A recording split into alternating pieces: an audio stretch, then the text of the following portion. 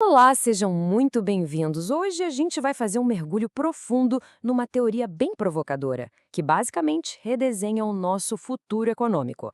Vamos seguir a trilha de argumentos de uma análise que aponta para um cenário radicalmente diferente do que a gente conhece, com uma conclusão, no mínimo, surpreendente. Então, tudo começa com essa frase aqui. Ela é famosa, super controversa e para muita gente até meio assustadora. Ela é nosso ponto de partida hoje. A grande questão é de onde ela veio e, mais importante, para onde ela realmente está apontando. Essa ideia surgiu lá em 2016 como uma espécie de projeção para o ano de 2030. Mas o ponto central da análise que estamos explorando é que essa projeção não é mais algo para um futuro distante. A coisa toda estaria se acelerando, e muito, bem debaixo dos nossos narizes. Ok, vamos entender isso aqui. Toda a lógica da fonte se apoia neste conceito, a mudança exponencial. A sacada é que o futuro não chega de forma linear, sabe? Aos pouquinhos. Ele dobra de velocidade. O que antes levaria um ano para acontecer, de repente leva 6 meses, depois um mês, uma semana, até que as mudanças se tornam quase instantâneas. E segundo a fonte, o primeiro grande dominó a cair nessa história toda, bom, ele já está caindo. É o fim da posse. A tendência é a gente deixar de ter ativos como casa, carro, para um modelo onde tudo é alugado, assinado. Da moradia até o software que a gente usa, estamos nos tornando usuários e não mais donos. Só que o mais interessante aqui é que esse primeiro passo, essa ideia de deixar de ser dono das coisas, leva a gente para uma pergunta muito, mas muito maior.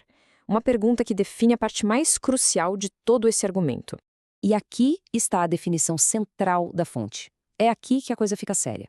É a ideia um tanto chocante de que num futuro próximo as pessoas comuns poderiam se tornar, de certa forma, economicamente dispensáveis para as maiores empresas do planeta continuarem funcionando. E como isso funcionaria na prática? Bom, a fonte desenha um cenário em que as megaempresas criam um ecossistema financeiro fechado. O dinheiro circula basicamente entre elas. Elas compram recursos umas das outras, pensa só, uma gigante de IA comprando trilhões em chips de outra. Desse jeito, elas se tornam cada vez mais independentes de nós, do mercado consumidor geral. Agora, vamos trazer isso para o nosso dia a dia, para o impacto real nas pessoas. Porque a fonte aponta para um ano bem específico como um ponto de virada, um momento crítico onde os efeitos de tudo isso se tornariam inegáveis. E olha só a previsão que a fonte traz para 2026. É uma afirmação bem forte que a fonte atribui a uma das figuras mais respeitadas no mundo da inteligência artificial. A ideia é que a automação vai deixar de ser algo gradual e a substituição do trabalho humano vai começar em uma escala massiva. E o resultado disso tudo? Bom, a fonte prevê uma verdadeira fratura na sociedade. De um lado, quem depende de um emprego. Do outro, quem tem o próprio negócio. Segundo essa análise, essa seria a nova e mais importante divisão de classes. Isso nos leva naturalmente para a próxima pergunta. Tá, mas peraí, se as grandes empresas não dependem mais da gente comprando as coisas delas, de onde é que vai vir o lucro? Como elas vão ganhar dinheiro? A teoria da fonte é que o lucro viria de um jeito meio indireto. O modelo seria mais ou menos assim. As pessoas pagam seus impostos ao governo, o governo, por sua vez, repassa esse dinheiro para as grandes corporações, através de parcerias, subsídios. No final das contas, o lucro viria do Estado, que é financiado pelo contribuinte. O modelo que a fonte chama de capitalismo de stakeholder. E não para por aí. Além desse modelo, a fonte aponta para uma outra forma de lucro muito mais tecnológica e, digamos, mais direta, usando dados e vigilância em tempo real. O exemplo que a fonte usa é impressionante, para dizer o mínimo. Imagina a cena: a pessoa entra num mercado e olha para uma garrafa de água. Naquele exato instante, uma câmera reconhece o rosto dela e o preço na etiqueta digital dispara. Por quê? Porque o sistema conhece o histórico de compras, tem os dados e talvez até entenda que aquela pessoa está com sede. O preço é feito sob medida, naquele momento. E aí, o que acontece quando se junta tudo isso? Segundo a análise, o resultado é uma bomba relógio social. Uma população enorme de jovens frustrados, sem perspectiva. É a geração que sai da faculdade e não acha emprego, que sonha com casa própria, mas não consegue comprar. Uma geração que se sente presa. E isso, segundo a fonte, cria o cenário perfeito para o último dominó cair.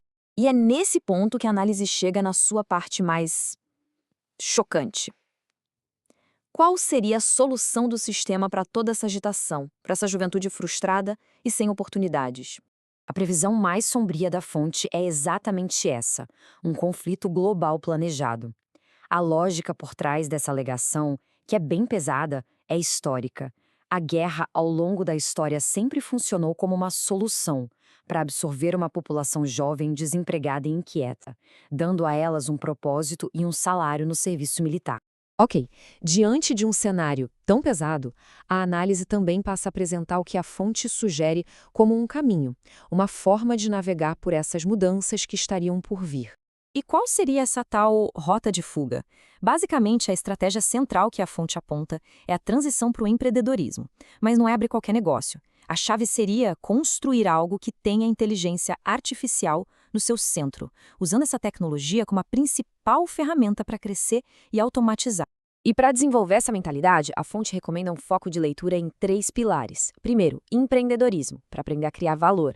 Segundo, eficiência, para automatizar os processos. E terceiro, o pensamento assimétrico, para achar vantagens onde ninguém mais está procurando. A ideia é quebrar o modelo mental do funcionário tradicional. E para fechar, fique essa reflexão, que no fundo é o grande recado da fonte.